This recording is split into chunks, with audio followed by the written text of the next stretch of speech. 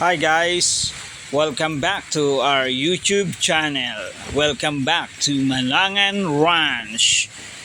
Today ay ipapakita natin ang ating kambingan. This is our goat farm at Malangan Ranch. Mayroon po itong lawak na more than 2,500 square meter na fenced goat farm. So may bakod po yan. Ayan yung kanyang mga bakod.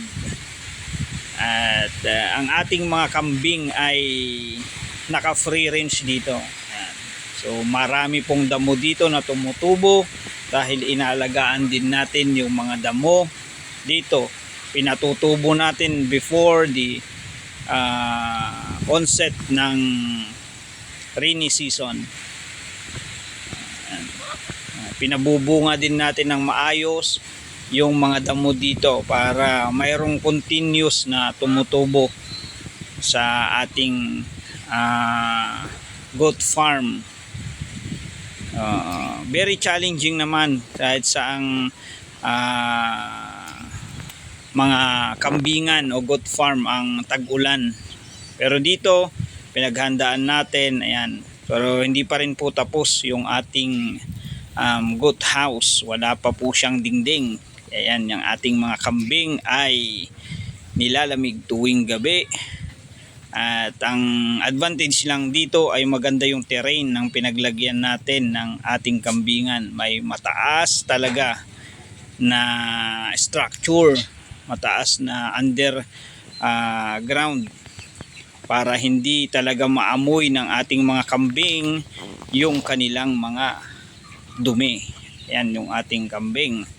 So mayroon silang mga plastic matting nilagay tayo para hindi masyadong madumi pag marami silang mga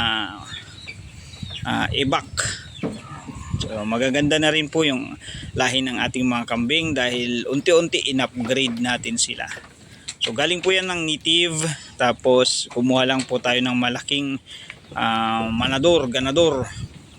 Yan, mayroon pa tayong extra na pusa yan. Yan, papakabait na pusa natin. Kahit tayong pumunta ay sumasama, mas magaling pa siya kaysa sa aking aso. Yan. Lalaki lang ang malaki dito sa ating mga kambing, hanggang ito na ay nasa 3rd generation na ng ating upgrade. Yan. So mahaba na rin yung kanilang mga tainga. Upgraded na sila. Halo-halo na. Hindi ko na alam kung anong lahi yan. Boer, Anglo. Basta ang target natin ay mapalaki sila at magkaroon ng native talaga na kambing na malalaki dito. Yung native na pagdating ng panahon, yung tatawagin nating native na kambing dito na ay malalaki na. Ayan. So ito yung ating nilagyan din natin siya ng solar lightings para sa gabi ay hindi masyadong madilim sa ating mga kambingan. Po mga kakambing, napaka challenging ang pagkakambing tuwing tag-ulan. Ito ang aking super ganador. Meron ding mga mga mineral block na kinakain sila para pampagana nila sa kapag kain nila.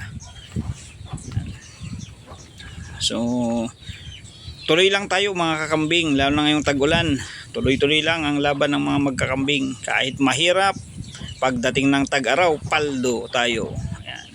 So far so good naman dito sa ating kambingan dahil awa ng Panginoon ay na wala pa na yung casualty. Thank you at mabuhay tayong lahat mga ka-ranchers.